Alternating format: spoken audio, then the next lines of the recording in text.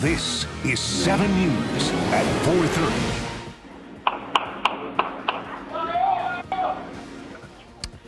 Wow, now on just one station, the sight and sounds of a barrage of bullets on the beach. Hello again, everybody. Police are still looking for the person who pulled the trigger. 7's Jessica Holly is live in Miami Beach with the latest for us. Jessica. It was early Saturday morning. Someone somewhere close by pulled out a gun and started shooting.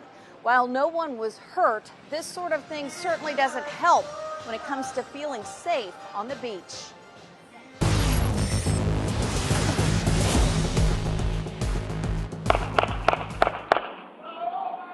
Another round of rounds fired on Miami Beach.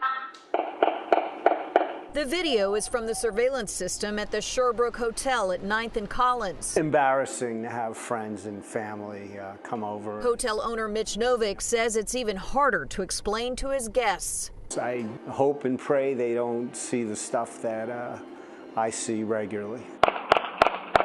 These shots were captured Saturday morning before sunup around 5:30. You can see the guys on the sidewalk hearing them, taking a look back toward the beach, then moving on. They seem unfazed, and maybe it's because it's not all that uncommon.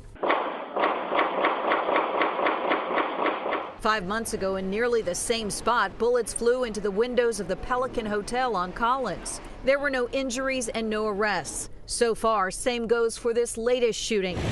Saturday morning, cell phone video shows police hitting the beach and pulling out the police tape. Then Tuesday, offering a statement. This matter is being treated with utmost seriousness and an active investigation is underway. It wasn't fireworks. Meantime, Mitch Novick says he'll keep monitoring the noise in the neighborhood.